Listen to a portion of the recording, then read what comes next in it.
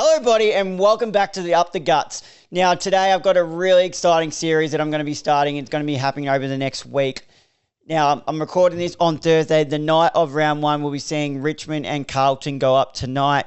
I personally have Carlton winning that. I've tipped them by 76 points. So, not a great sign if you're a Richmond supporter, but I think it's going to be a tough year for them, and Carlton should, even without Charlie Curnow, should go out and dominate. But what I've got for the series here, obviously coming in closer to the season, it's already started with the opening round, but you saw a lot of ranking the best players. You had Kane Cornes doing his top 50 players for 7 AFL. You had the AFL.com journalists doing their top 25. But I think it's time for them to step aside, because right now we've got Tricky's top 50 players in the AFL. So now I've ranked the top 50 players that I think coming in. I've ranked them on the performances coming into this season, so I'm taking pre-season performances into consideration as well. So, and I'm going to do it in 10s, so 50 to 41, so on and so on, to see who will be crowned, who I think is crowned the best player in the comp. So watch along. I hope you guys enjoy this series as much as I had putting it together, because let me tell you, this was not easy to put together. Without further ado, let's get started off with players 50 to 41. Let's go. In the 50 position, I've got Port Adelaide Football Club, Ali. Now, Ali is a solid key defender. He really holds that back line down. The way he can intercept is so crucial for Port Adelaide. I think you take Ali out of that back line, they're in some real big trouble. Although they did recruit Zerk Thatcher down there to help with that. In the 49 spot, I've got Brisbane Lions small forward Charlie Cameron. Now, Charlie Cameron last year I thought had a bit of a down year compared to what we normally used to, but we know when he's at his best what a crucial player he is, and it's probably a bit higher than I probably should have Charlie Cameron, but going by his last season, I just think that's the only spot I can really have him right now. So 49 is Charlie Cameron. In the 48 spot, I got St Kilda defender / midfielder, Mr. Fix-It, Jack Sinclair. Jack Sinclair's a solid player, and there was always potential in him. He struggled early on in his career, but he's really come on to his own in the last few seasons, being Ross's go-to guy when they need to chuck someone in the midfield for a bit of change. His run off half-back and his ball use is so crucial for the St Kilda Football Club. Hopefully he can provide a bit more of that into 2025 and maybe prove some of the critics like myself and other people in the AFL who have voiced their opinions wrong about the Saints, whereas because I had them finishing 15th.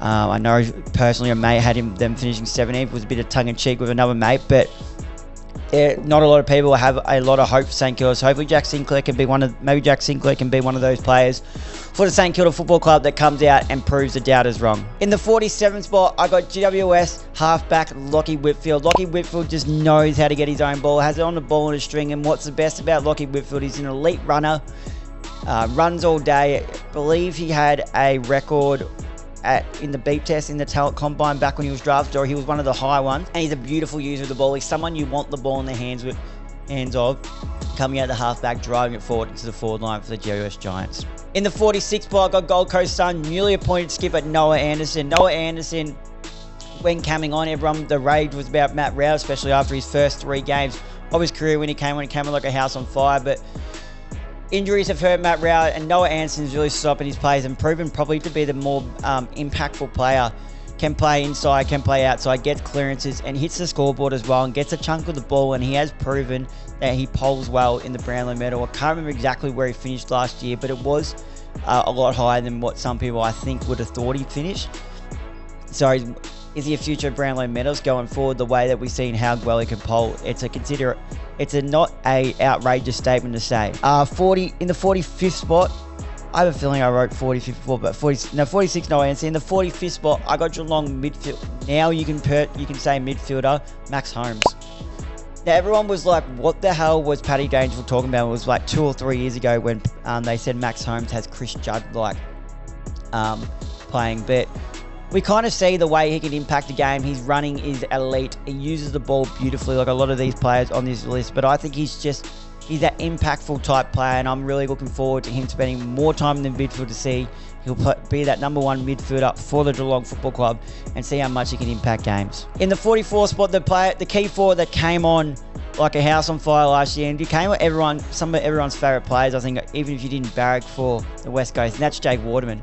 Jake Waterman's an old-fashioned type player. He's a lead-up forward. He'll lead up. He'll work hard for his leads and has a good hands on him, and he's a really good set shot.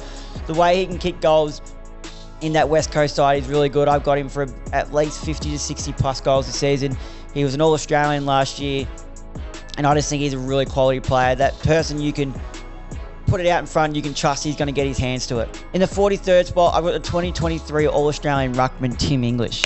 Now, Tim English, after being All-Australian 2023, had a down year last year, battled with some concussion problems and issues. So not all his fault, but I think he'll need to bounce back in 2025, especially with the Bulldogs, their injuries to start it off with. He'll need to bounce back hard to guide this midfield that's already lacking coming into the start of the season. In the 42nd spot, I got Brisbane Lions. I believe he's still a skipper, co-captain, but Brisbane Lions, Harris Andrews. Harris Andrews is a quality defender, and he has been for a long time now. Can lock down on the best key forward, but he's also a great intercept mark. It's not a top 50 list if you don't mention Harris Andrews, one of the best key defenders in the game. To round out the 50 to 41 spot, in the 41st spot, I got Shea Bolton. Now, a couple of years ago, I would have had Shea Bolton as a top 20, maybe even a top 15 player in the comp.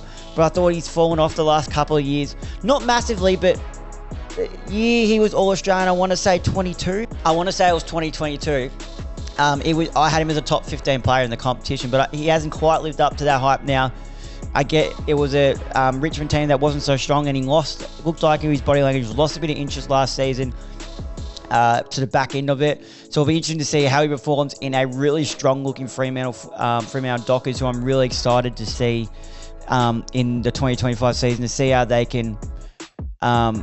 How they go with the likes of Bolton running through the midfield and the forward. They got Hayden Young, they got Caleb Sarong, Andrew Brayshaw, Jay O'Meara. Like, these are quality players. There's Luke Jackson, who can play as a ruck, forward, or a midfielder. So Shea Bolton is a game winner. He's a game-winning type of player, and he's a game changer. It's someone you want the ball in the hands with, forward half, in the forward half of the ground. Well, that rounds out my top 50 to 41 section. We'll quickly go over them. So in the 50th spot, I had Ali. 49th, Charlie Cameron. 48th, I had Jack Sinclair. In 47, I had Lockie Whitfield. 46 was Noah Anderson. 45, Max Holmes. 44 is Jake Waterman. 43, Tim English. 42, Harris Andrews. And 41, Shea Bolton. Thank you guys for watching. I hope you guys enjoyed this. This is a new thing I came up with. I had it in the works a little bit. Putting the list together wasn't easy, but we got there. So if you enjoyed this series, make sure to leave a like and comment on this video. Click the subscribe button and turn the notification bell so you don't miss an upload, and especially you don't miss the upload that comes with the 40 to 31 section, as we will keep coming out every few days for you to keep your eyes out for that. But until next time, I'll see you guys then.